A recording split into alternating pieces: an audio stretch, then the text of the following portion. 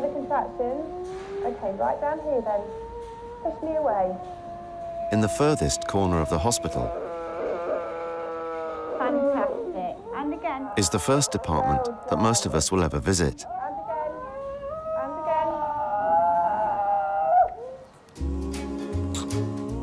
again. In maternity, 120 babies are born every week.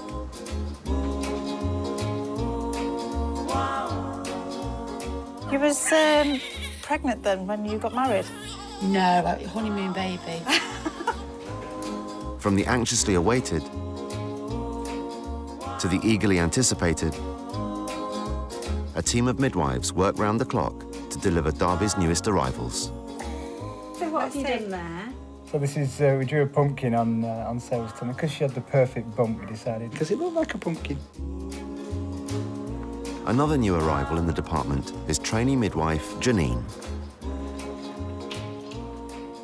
If you wouldn't mind making yourself comfortable on the bed, if it's all right, I'm just going to take your blood pressure, just do a general antenatal check on you, and then we'll take it from there. This afternoon I'll probably have to give a bit of a poke. Okay. Yeah. It's OK if I feel? Yeah, that's fine. Lovely. When did you try start? There's all these bits going on in your head, whooshing around, thinking about what next, what should I be doing, what could I be doing, what should I be saying, where should I be standing. Happy little baby in there. Absolutely. Yeah? Yes, sorry. So, baby sounds very happy. Nothing to worry about at all with that. And the fact that your baby's pushing us away when we're having a listening is always reassuring. I think to be a good midwife, I just want to be able to provide really good care to women and to have the strength of person, the strength of mind to be able to say, I feel this is the best for this woman, and to be able to stand by that. Remember your breathing technique, yeah? Because she'll forget, so you need to remind her this is your job. Why is it when you say it, it all sounds really logical, and then when I say it, I just think, oh, what a jumble. It wasn't. You did brilliant then. OK. All right, well, that's the version we'll go with then.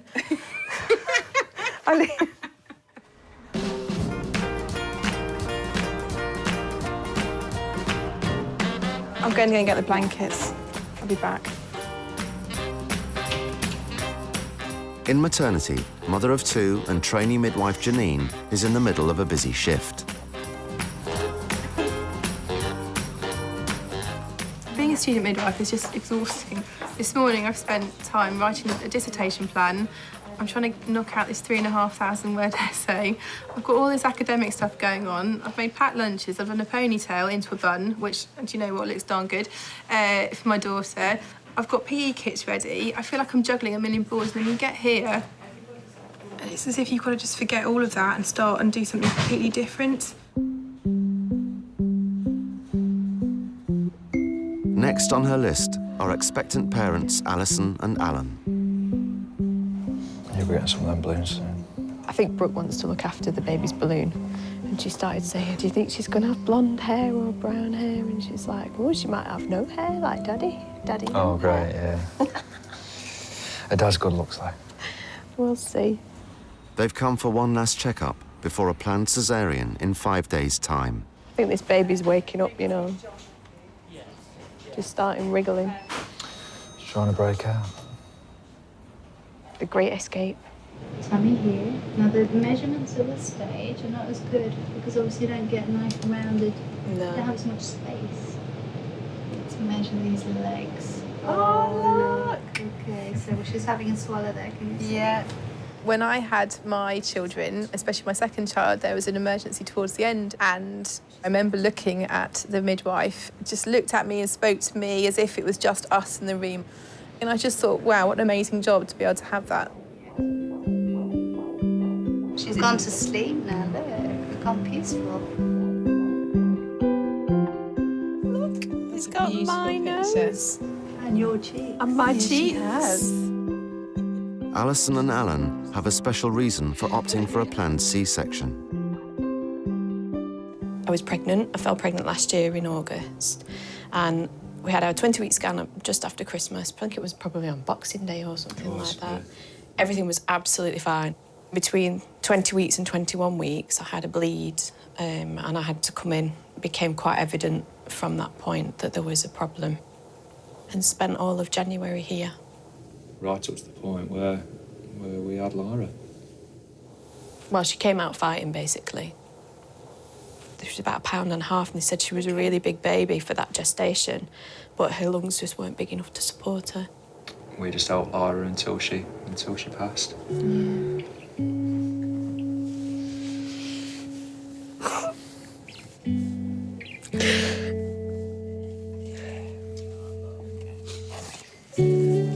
It's been a journey, hasn't it? You're nearly there.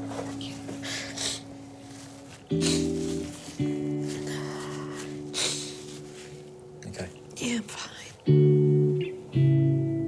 I mean, I'm sure you're going to come across a lot of people who have got stories and history and have, you know, been through tough times. I think when I started, I just thought it was such a rare event. I came to work here, and it's a real eye-opener. And how many women go through that every day? Never spoke about, is it? No, because I think for people don't know what to say. Yeah, I think they of just... course. And then quite soon after we'd lost Lyra, we fell pregnant with this baby. It's all very bittersweet. It's difficult, because, but life is bittersweet, I think. Yeah. But I just can't wait. It's been a bit of a pregnancy marathon.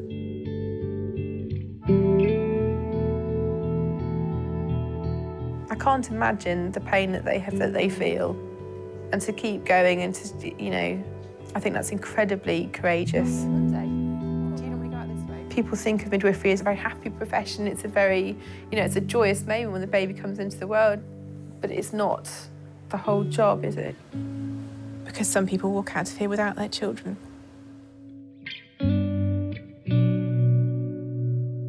I suppose I'd love to be the midwife that I had, that's totally there for them and cares for them and just has empathy.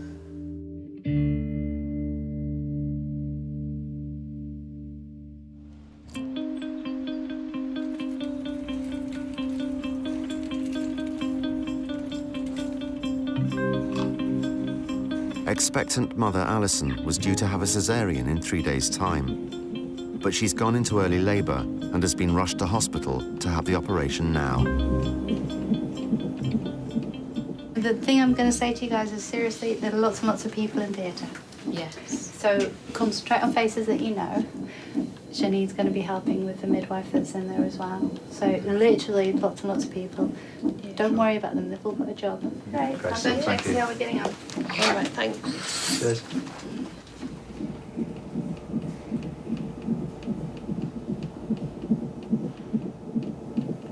Some are stronger than others. Some of them I have to just close my eyes and just remember to relax rather than tense up, because I'm like, if you tense, it's just going to make it worse. Yeah. So just kind of, I'm not a screamer. I just kind of You're go not? quiet. That's a real strength, you know. Not And many people, I think, can do that.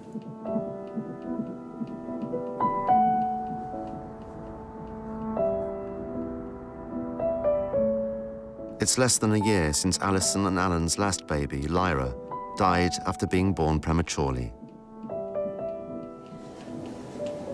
Just can't wait to see her face. Bring her in tomorrow. Pick her up. Bring her in. They feel incredibly anxious, I imagine, and the milestones, the dates that are so significant, they're then always wondering, is it going to happen again? What if? Can I have a kiss, please? I'm going. Yeah, I'm going to move on. No, I'm waiting. See you there.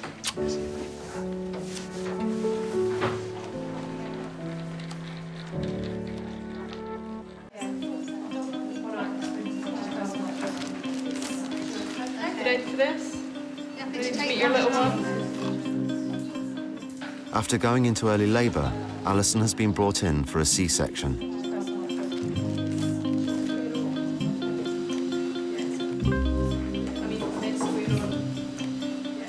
Before the baby is born, there's always that little element of what could happen.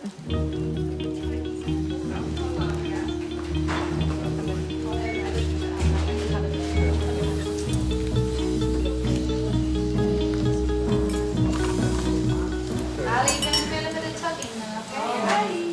This feels very It is a nervous time, just those few seconds before the baby takes its first breath.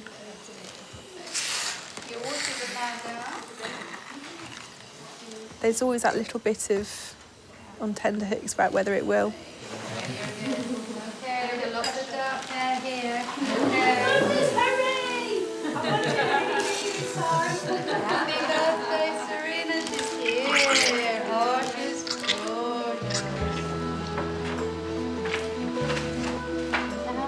Well done. Thank you. Yeah. Fantastic. Okay. Yeah. Hello. Hello.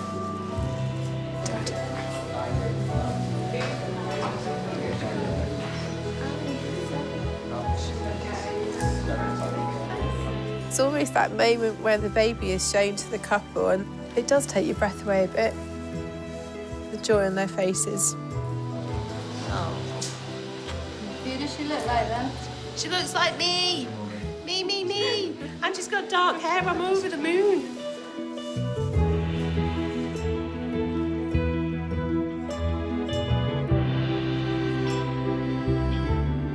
Alison and Alan have got through it. And at the end of it, they had this beautiful reward of cesarean. Just such a wonderful moment to see that, the three of them together.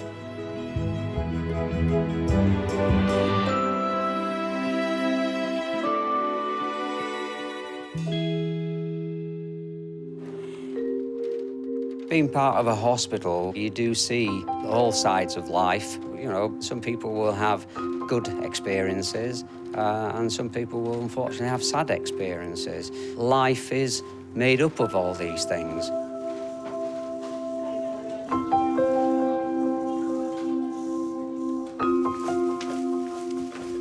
Hello, can I come in? Hello, you okay? Hello, how are you? I'm salad for Mummy. Hey? And she's got a nice lemon sponge. Usually time is a great healer and they can look back then and see that the bad experiences have gone and now the good experiences are there. It does give you hope to see how people can be so strong in the worst situations. It's amazing. It makes you appreciate what you've got and that you should live life to the full with the ones that you love. When you're going through something bad, it's really important that you remember all the good bits, and we never remember the good bits. When you can tell somebody that you got all the cancer away, or their pain stops, or they were terrified and you make it better.